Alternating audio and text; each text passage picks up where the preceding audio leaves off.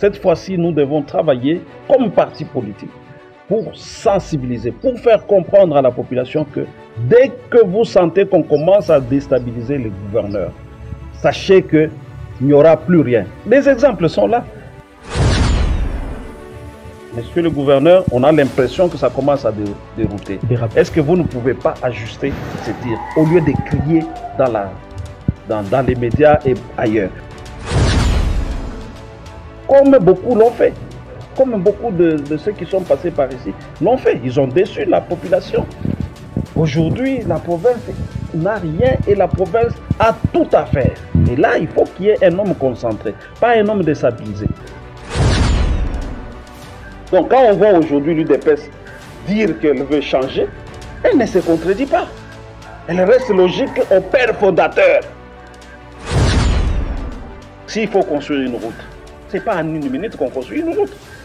Rome n'a pas été construit en un jour. N'est-ce pas? Donc il faut qu'on apprenne à se donner le temps du développement. Le professeur André Mbata contredisait son maître, le président de l'UDPS, le docteur Etienne Tshisekedi Mulumba, qui nous avait dit en 2005 de ne pas voter cette constitution. Mesdames et messieurs, bonjour. Merci beaucoup de nous suivre et de nous regarder à travers le monde.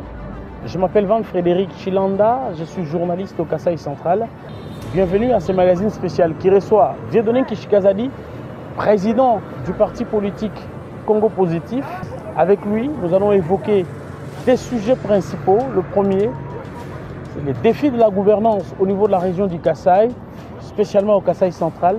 Mais on va également revenir sur la question qui défraye la chronique au niveau de la RDC, la question relative au changement, à la modification ou même encore à la révision constitutionnelle. Avec Dieudonné Kishi, nous allons faire les tours de toutes ces questions et pour vous proposer ce que vous pouvez retenir. Je présume que vous allez passer un très bon moment de télé. Bienvenue à tous. Dieudonné Kishikazadi, bonjour. Bonjour, monsieur Van, et bonjour à ceux qui nous suivent. Merci de l'honneur que vous nous faites. C'est partagé.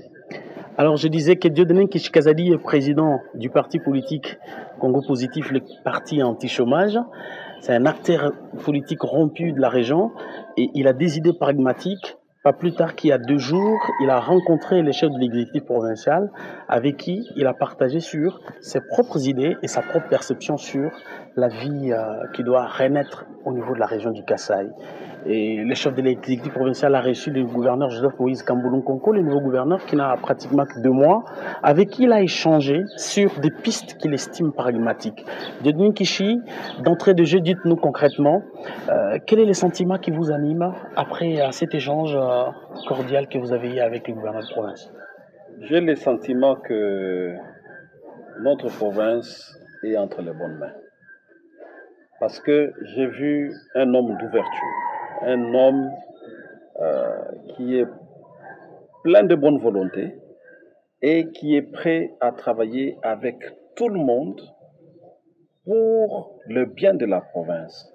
Donc, du coup, il sort du piège dans lequel beaucoup de gouvernants sont ou tombent.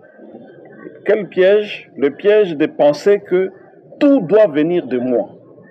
Toutes les solutions, comme c'est moi le gouverneur, c'est comme c'est moi le gouvernement provincial, c'est moi qui dois les donner. Non. En dehors, lui pioche au-delà de son gouvernement, il sort, il sait que chacun de nous, comme fils, a quelque chose à apporter.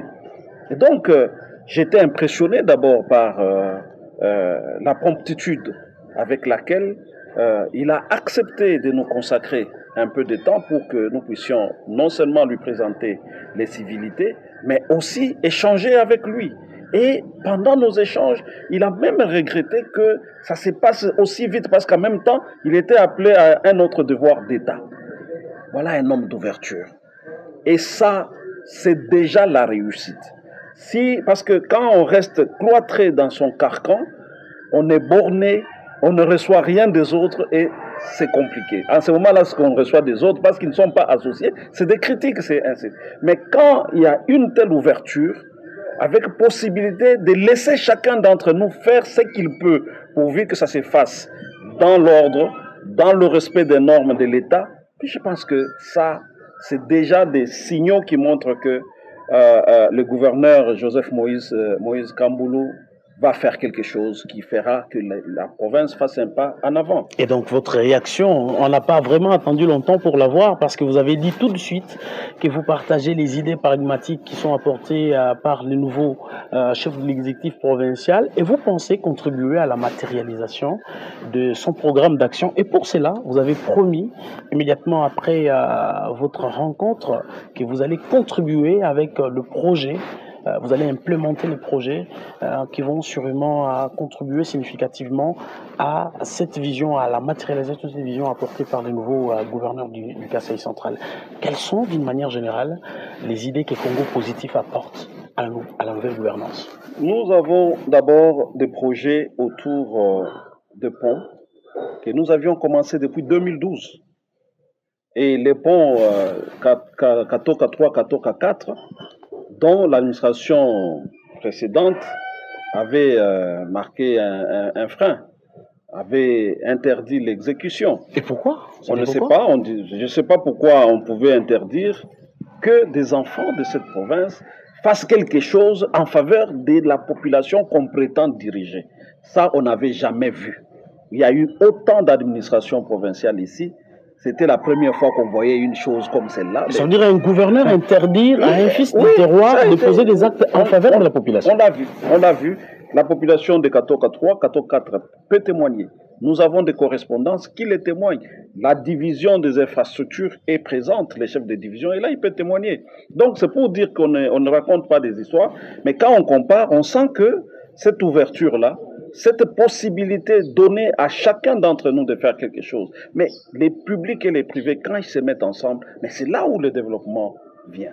Mais quand vous dites seulement, bon, moi je suis le public, vous allez faire seul, le constat est là. Vous ne ferez rien. Vous ne ferez rien. Et donc, nous avons des projets comme ça qui avaient déjà commencé et qui ont été interdits et dont nous avons obtenu l'accord de Joseph Moïse Kamboulou. Il nous a accordé de poursuivre ces travaux avec lui-même. Il sera au devant des scènes pour que nous puissions ensemble montrer que quand il s'agit du développement, quand il s'agit de notre population, nous devons nous mettre ensemble.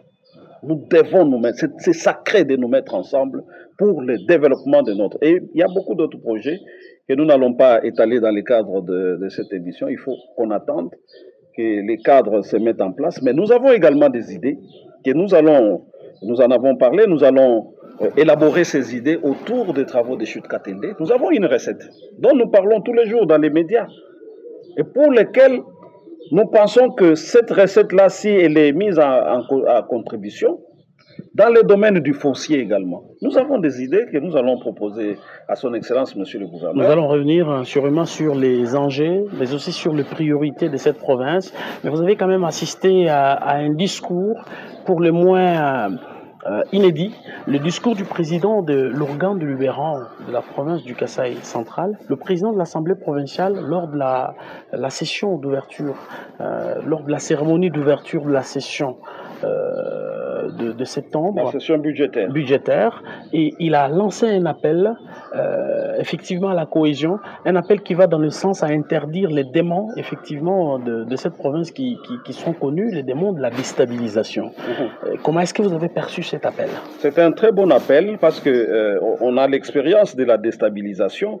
En réalité, quand on déstabilise un gouverneur, c'est pas lui qu'on déstabilise.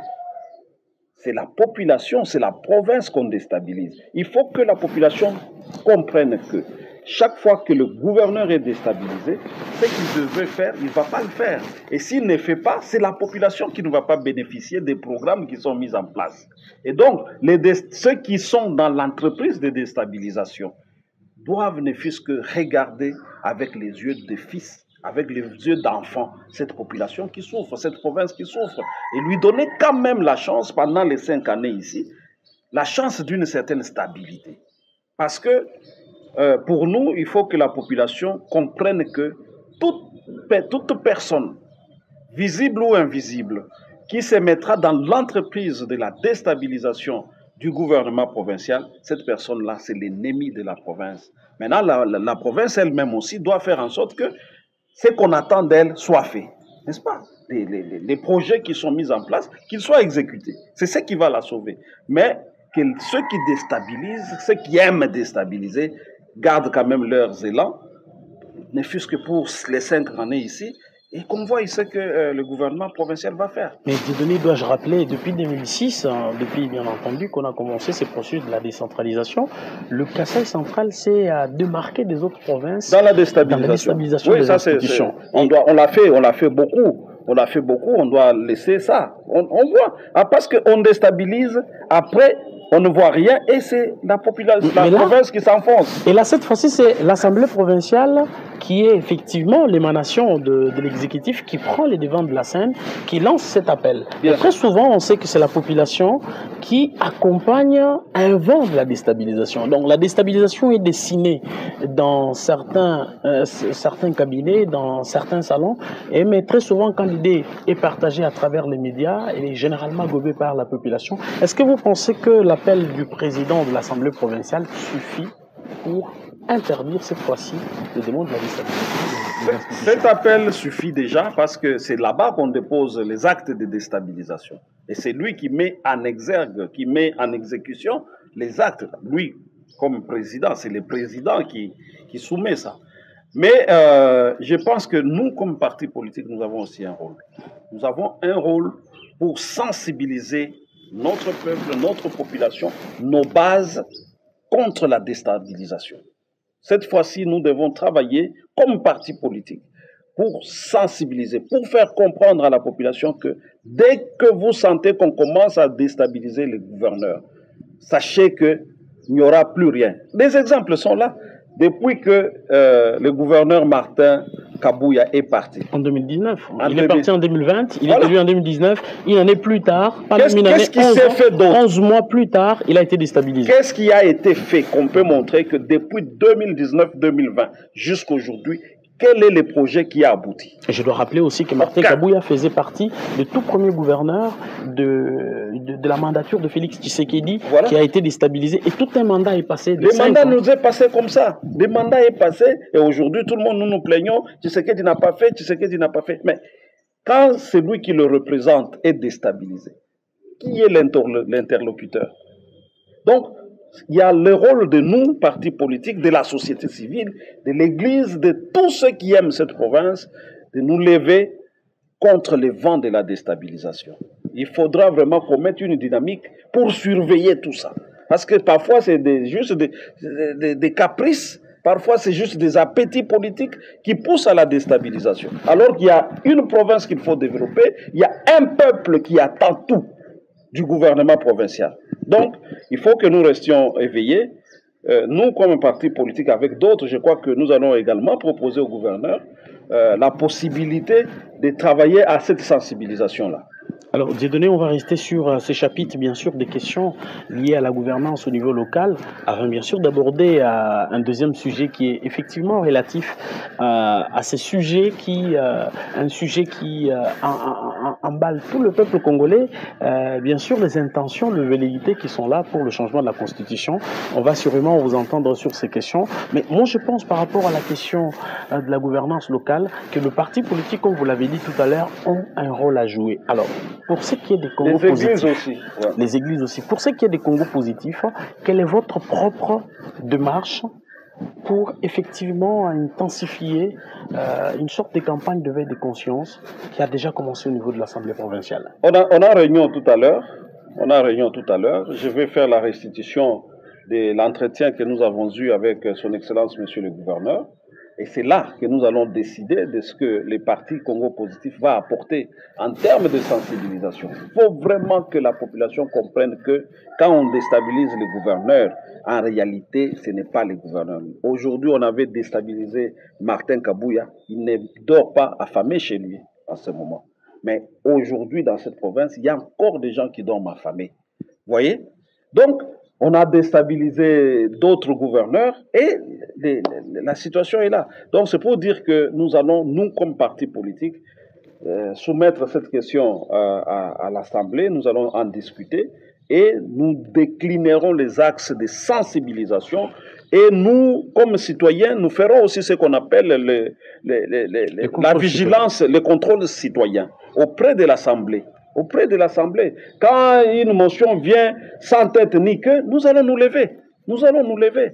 Il faut que la population devienne le rempart de son gouvernement provincial. Contre les démons de la déstabilisation. Contre les démons de la déstabilisation. Alors, mais vous parlez tout à l'heure, bien sûr, de votre soutien que vous affichez à ces nouveaux régimes au niveau de la province. Mais dites-nous, en termes clairs, en tant que parti politique, en tant que fils du terroir, vous avez sûrement des attentes. Quelles sont vos propres attentes vis-à-vis de ces régimes dirigés par Joseph Moïse Kamboulou-Konko? Qu'est-ce que vous attendez de ces 5 ans? Dans ces 5 ans, s'il peut pousser, qu'on ait la route Kalambambouche, la route de l'espoir. S'il peut pousser, pour nous, c'est quelque chose. J'apprends déjà que les 13 km de l'aéroport jusqu'à l'entrée de la ville ici, jusqu'au niveau de Notre-Dame d'ailleurs, sont déjà financés. Coup de chapeau. Parce que c'est resté comme ça. C'était la honte de tous les jours. Quand vous descendez, vous venez, cette partie-là, on dit, mais qu'est-ce qui se passe? Ce n'était que 13 km. Ce n'était pas 130 km. Mais aucun gouverneur n'a financé ça. Voilà. En fait, les politiciens, quelque part, ne doivent pas être des gouverneurs. Moïse Kamboulou n'est pas politicien au sens... Parce que, vous voyez... Mais il est à la gestion. Comment vous pensez qu'il n'est pas politicien? Non, là, c'est ça même la politique. C'est ça la politique, c'est l'art de gérer la cité. C'est l'intérêt général. Et donc là, vous voyez que c'est ça gouverner en fait. Est-ce que ça veut dire qu'il faut lui accorder un chèque en blanc pour qu'il fasse ce qu'il veut? Non. Nous l'avions dit avant la campagne, à son élection. Congo Positif avait pris position pour dire nous lui accordons notre soutien, mais ce n'est pas un chèque en blanc. Ça veut dire un bénéfice des doutes que vous lui accordez. Ça veut dire que les jours que ça ne va pas marcher. Non, les jours que ça ne va pas marcher, nous viendrons le voir. Nous n'allons pas crier à la radio. Monsieur le gouverneur, on a l'impression que ça commence à dérouter. Est-ce que vous ne pouvez pas ajuster ces tirs au lieu de crier dans les médias et ailleurs? Nous irons nous les voir pour dire non, vous avez le soutien de votre peuple, il ne faut pas les décevoir. Comme beaucoup l'ont fait. Comme beaucoup de ceux qui sont passés par ici l'ont fait. Ils ont déçu la population. Aujourd'hui, la province n'a rien et la province a tout à faire. Et là, il faut qu'il y ait un homme concentré, pas un homme déstabilisé. Donc, ça veut dire que les développements de cette province, à vous entendre parler, passe par la stabilisation des institutions politiques. C'est une nécessité. Quand vous entendez, même pour on va peut-être parler du changement de constitution, quand vous entendez André Atundu vous dire que 5 ans, ce n'est pas beaucoup pour gouverner, pour développer, c'est pour dire qu'il faut de la stabilité, il faut du temps. Le développement, c'est dans le temps. Le développement, ce n'est pas un fait spontané, on se réveille, développement, non. C'est des choses. S'il faut construire une route, ce n'est pas en 1 minute qu'on construit une route. Rome n'a pas été construit en 1 jour. N'est-ce pas? Donc, il faut qu'on apprenne à se donner le temps du développement. Alors, la toute dernière de questions en rapport avec ces chapitres de la gouvernance au niveau local, c'est d'entendre les perceptions que vous dégagez autour des nécessités. Vous avez déjà parlé de Kalabambouge tout à l'heure, mais il est aussi intéressant de noter que le développement de cette province dépend aussi de la volonté du pouvoir central d'impulser les changements. Mais on a toujours tendance à comprendre que très souvent la rétrocession n'arrive pas dans cette province. Est-ce que Dieudonné Kishi a des propositions vis-à-vis du pouvoir central par rapport à la renaissance de la vie au niveau du Kasaï central? Non, ça c'est un piège. Nous ne pouvons pas continuer à compter sur Kinshasa. Et pourquoi on est dans une sorte d'unitarisme décentralisé? C'est des choses qui nous mentent. Pourquoi? Parce que c'est genre de croyances que Kinshasa va faire, mais nous attendons, mais Kinshasa ne fait pas. Kinshasa n'a pas commencé à ne pas faire aujourd'hui. Dites-nous, vous voulez dire que le Kasaï central va être aujourd'hui une république à part, qui ne dépend pas des centres d'impulsion? Non, nous disons, si Kinshasa va faire, qu'il fasse. Mais que nous ne mettions pas la rétrocession, tout ce qu'il doit faire comme gouvernement national. Mais que la base de toute l'action de cette province soit du côté local ici.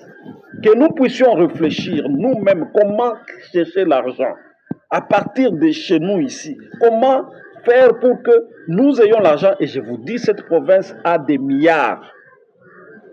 Nous sommes en train de réfléchir sur des créneaux, des nouveaux créneaux que nous proposerons au chef de l'exécutif provincial pour que nous puissions appliquer et lui-même verra des milliards comment ça va sortir de cette province. De cette province? Je vous dis la vérité. Il n'y a pas d'industrie. Très souvent, c'est la chanson. C'est la chanson qui revient régulièrement. Il n'y a pas d'industrie, il n'y a pas d'entreprise de grande importance ici. Les milliards dont vous parlez viennent d'où concrètement des données? Je ne vais pas dire ça ici à la télévision, oui, mais je vous dis qu'il va y avoir des milliards si seulement son Excellence, Monsieur le Gouverneur, accepter et son gouvernement provincial accepter les idées que nous avons en ce moment. Je vous dis, cette province va dépasser toutes les provinces dont vous parlez. Vous vous basez sur quoi? Nous avons quoi qui va créer des milliards? Il y a l'argent ici, partout ici. Dans quel secteur? Dans ces poches ici, il y a l'argent. Nous ferons sortir l'argent. Monsieur le Président, dites-nous concrètement, dans quel secteur vous pensez qu'on peut mettre de l'intérêt et prioriser un secteur pour effectivement avoir de milliards? Les fonciers, il y a l'argent. L'agriculture, il y a l'argent. La pêche, il y a l'argent. Tout, les mines, il y a des mines. Vous n'allez pas dire que les mines qui sont à Kolwezi, Dieu a vu que Kolwezi s'arrête ici, il a coupé les Kasaï, parce qu'ici, c'est les Kasaï centrales qui commencent. Non, ces mines-là, nous les avons ici. Vous avez vu vous-même la carte minière de la province? Oui. Vous avez que nous avons des minéraux ici qui conviennent? Oui, il y a des minéraux terribles ici. Tout ça, il faut qu'il y ait des hommes et des femmes. C'est pourquoi nous saluons le fait que le gouverneur va au-delà des compétences de la province. Ça, c'est déjà la réussite. Donc, déjà, vous pensez que son ouverture va, oui, accorder la possibilité à tous les centres kassaïens qui ont des idées. C'est grâce au fait qu'il s'est montré ouvert que nous allons mettre des idées que nous avons à sa disposition. Et lui-même va tamiser, va voir, non, ça c'est bien, ça c'est pas bien. Et ce qu'il va appliquer, vous allez voir qu'il y aura certainement des dividendes. On va finir pour l'intérêt de cette province. On va finir par là par rapport à ces premières thématiques. Quels sont les conseils pragmatiques que vous lui donnez pour la réussite de son mandat? De continuer à travailler avec son gouvernement, n'est-ce pas? Parce que ça, c'est de l'administration, c'est la politique. Mais de continuer à s'ouvrir vers tous les horizons possibles qui peuvent faire que la province puisse engager les moyens dont elle a besoin. Cette province a besoin... Nous avons l'avantage que ce n'est pas une grosse province. Donc, développer cette province, c'est quelque chose de facile, de faisable, avec les moyens que nous allons trouver chez nous ici. Alors, un deuxième sujet que nous allons aborder très rapidement avec notre invité, c'est notamment la question relative à cette discussion qui est en vue dans l'agora scientifique, dans les agoras politiques, la question relative à l'opportunité de la modification, sinon du changement de la Constitution. Les partis politiques, notamment ceux de l'opposition, pour ne pas parler de Martin Fayoulou, en appelé à une discussion ouverte avec ceux qui sont en place. Dieudonné Kishi, on vous pose la question très précise. Dites-nous concrètement, quelle est votre lecture? Est-ce que c'est nécessaire aujourd'hui de toucher à notre Constitution? Nous sommes en retard dans ce processus de modifier, de changer de constitution. Nous le disions depuis longtemps, nous, de Congo Positif. C'est depuis 2012 qu'il fallait modifier ou changer cette constitution. De 2012 à ce jour, on est à 12 ans. Ça fait 12 ans de retard. Vous parlez du changement ou de la modification? Du changement. Changer la constitution, avoir une nouvelle constitution. Ben oui, nous devons avoir une nouvelle constitution qui va tenir compte des réalités de ce pays. Une constitution d'abord écrite par des Congolais, parce que celle dont nous parlons ici, elle est écrite par 18 étrangers. Ceux qui veulent connaître leur nom, ils n'ont qu'à aller sur mon compte Twitter, ils vont trouver les noms de 18 étrangers qui ont écrit cette constitution. Pourquoi écrire notre constitution, faire écrire notre constitution par des étrangers? Et lisez tous les scientifiques. Lisez Bochab, lisez Njoli.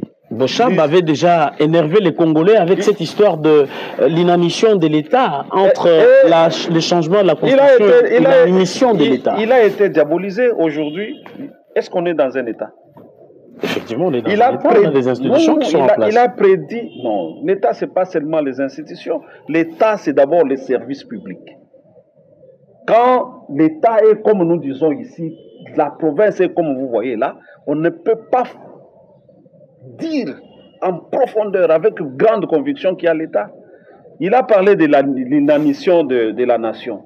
Mais aujourd'hui, c'est la dislocation. La nation est éparpillée, la nation est en danger. Mais dites-nous concrètement, vous qui soutenez le changement de la Constitution, je suis en train d'y arriver. Quels sont les péchés de cette Constitution qui empêchent les gouvernants de matérialiser les politiques publiques qui sont orientées vers le bien-être? Ça, ce n'est pas une question. La Constitution a ses fonctions. On ne peut pas demander, on ne peut pas poser la question de savoir qu'est-ce que cette Constitution a empêché de faire. Non, la Constitution a des missions. L'actuelle Constitution a des missions qui ne répondent plus à la réalité d'aujourd'hui dans notre pays. Quelles sont ces réalités? La première réalité, c'est les génocides. Les génocides congolais. Ça veut dire que la Constitution actuelle empêche les gouvernants de mettre fin au génocide qui sévit à l'est de la RDC. Justement parce que vous voyez combien de fois le chef de l'État qui est appelé à mettre fin à la guerre à l'est par exemple, combien de tours il doit faire entre le palais de la nation et l'Assemblée nationale pour avoir l'autorisation de l'état de siège. Non, mais il y a les droits de veto qui est aussi légalement garanti dans la Constitution. Le président de la République peut prendre une décision qui va dans le sens à garantir l'intégrité du territoire national. Il ne peut pas déclarer la guerre. Tout seul comme ça, il sent la nécessité, même quand les troupes étrangères sont sur le territoire, comme maintenant. Il a déclaré la guerre, il ne peut pas. Il faut qu'il réunisse le monde entier. Alors, il faut qu'il réunisse les deux chambres du Parlement. C'est le monde entier là-bas. Et imaginez, ce que les Congolais ne se sont pas posés comme question. Qu'est-ce qui va arriver les jours où le chef de l'État n'a pas une majorité à l'Assemblée et au Sénat pour déclarer la guerre? C'est ce genre de piège. Ça veut dire que on vous pousse dans une situation telle que vous n'avez pas une majorité à l'Assemblée, ça vous lie les mains, mais on vous donne la guerre. Comme maintenant. Ceux qui nous font la guerre, ils savent que le président, pour réunir les congrès, c'est tout un problème. Parce que quand vous voulez réunir les congrès, mais les députés, les sénateurs vont vous demander 25-30 millions. N'est-ce pas? Mais les 30 millions, ça peut aller dans beaucoup d'autres choses. Alors, on est la session extraordinaire. On est dans un régime semi-présidentiel. À vous entendre parler, les propositions que vous faites vont basculer la République vers le régime présidentiel. Oui, c'est des types de régimes qui nous conviennent. Surtout pour un pays comme le nôtre, nous devons retourner au régime présidentiel. Parce que dans le fait, le problème de nous les Congolais, c'est qu'on aime beaucoup les choses qui nous trompent. Dans le fait. Nous sommes dans un régime présidentiel, dans le fait. Parce que le président est présent. C'est lui qui prend toutes les décisions. Et même lorsqu'il n'a pas pris la décision, on lui attribue les décisions. N'est-ce pas? Mais, malgré ça, qu'est-ce qui ne se fait pas? Oh non, sous l'impulsion du chef de l'État. C'est dans ce pays ici. Pour toutes choses, on s'adresse au chef de l'État. Mais on refuse de lui accorder un régime présidentiel. Alors que c'est l'autorité de référence, alors que le monde entier se réfère. Même les actes qu'il n'a pas posés, on les lui attribue. Mais on refuse de dire que nous sommes dans un régime présidentiel. Est-ce que vous ne voilà les choses qui nous mentent. Les Congolais aiment beaucoup les choses qui leur mentent. Des questions simultanées, des données. Est-ce que vous ne pensez pas que le schéma que vous proposez va donner, je vais dire, consacrer une présidence ad vitam aeternam? Non, ça ce n'est plus possible. Ce n'est plus possible. Même au plus fort du pouvoir du président Kabila, il n'a pas réussi à s'imposer et rester longtemps au pouvoir, autant qu'il pouvait l'avoir souhaité. Ça, nous avons évolué. Notre pays ici, ça devient difficile d'instaurer la dictature, de s'éterniser au pouvoir. C'est un acquis, mais avançons. Avançons, parce que ça, ce n'est plus possible dans ce pays. Donc pour vous, le moment n'est pas suspicieux? Non, sinon ce sera quel moment?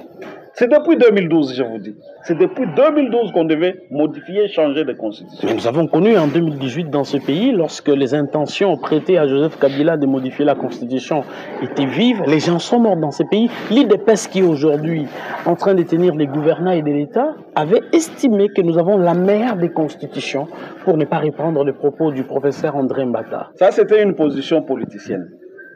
C'était simplement politicien. Et même en disant qu'on avait une bonne constitution, le professeur André Mbata contredisait son maître, le président de l'UDPS, le docteur Etienne Tshisekedi Mulumba, qui nous avait dit en 2005 de ne pas voter cette constitution. Donc quand l'UDPS dit aujourd'hui on modifie la constitution, l'UDPS reste logique avec elle-même. Président Dieudonné, vous pouvez avoir un débat très contradictoire avec André Mbata. J'estime qu'il continue à garder les mêmes positions. Oui. Vous pouvez avoir un débat très ouvert avec lui. Mais oui, il est en contradiction. Lui a dit que c'est une meilleure constitution. Mais il contredit le docteur Etienne Tshisekedi, qui nous avait dit que c'est une mauvaise constitution et qu'on ne puisse pas la voter au référendum. Donc il est en dehors de la ligne du parti. Parce que la ligne du parti, c'est celle-là. Aujourd'hui, quand l'UDPS vient dire que nous allons changer de constitution, mais c'est logique à la ligne du parti. C'est ça la logique du parti, c'est celle-là. Donc, et je pense que le reste, c'est des positions tout à fait politiciennes pour justifier un certain nombre de choses qui s'est passé. Mais logiquement, depuis 2005, l'UDPS s'était déjà prononcé contre cette constitution. Donc quand on voit aujourd'hui l'UDPS dire qu'elle veut changer, elle ne se contredit pas. Elle reste logique au père fondateur. Il reste logique parce que jusqu'à la mort du docteur Etienne Tshisekedi, il n'a pas reconnu cette constitution. Alors quelles sont les matières spécifiques, une fois que la constitution sera modifiée ou changée, qui pourront avoir, ces matières, un impact sur la vie des Congolais? D'abord, il faut réduire les trains de vie des institutions. Il faut réduire. On a beaucoup d'institutions. Est-ce que pour ça, il faut changer la constitution? Bien sûr, bien sûr. Parce que si vous ne changez pas, ces institutions vont rester là-dedans. Donc, on a beaucoup... En fait, il ne faut pas que les gens tombent dans le piège de la révision. Parce que la révision, c'est quelqu'un qui va s'enfermer. Un peu comme on a fait en 2011. Quelqu'un s'enferme, il change. Et ça passe. N'est-ce pas? Mais le changement de constitution va appeler un référendum. Et avec toutes les intelligences, toutes les idées qu'on a aujourd'hui, n'importe quoi ne passera pas par, quand c'est le processus du changement. Mais dans un processus de révision, je vous dis, on peut changer tout dans la Constitution sans que les gens s'en rendent compte. La preuve, c'est qu'on est parti de 2 tours à l'élection présidentielle à 1 tour. Qui s'en est aperçu? On ne s'est aperçu que les jours du vote. Donc, c'est ça le danger de la révision. Donc, ce qu'il nous faut, c'est une nouvelle constitution qui change même l'esprit, qui enlève tout ce qui est... Vous savez pourquoi beaucoup de gens refusent les changements? C'est parce qu'ils savent que les changements de la constitution va provoquer le déboulonnement du système qui a été mis en place depuis les années 96, 97, 98. Quel système? Les systèmes que vous avez vus là, que tout ce que vous voyez, l'infiltration, toutes ces choses-là seront déboulonnées à travers une nouvelle constitution.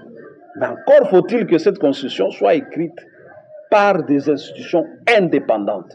Nous nous conseillons que la constitution soit écrite par l'Église catholique, l'Église protestante, l'Église musulmane, les kimbanguistes, les confessions religieuses, la société civile, les mouvements féminins.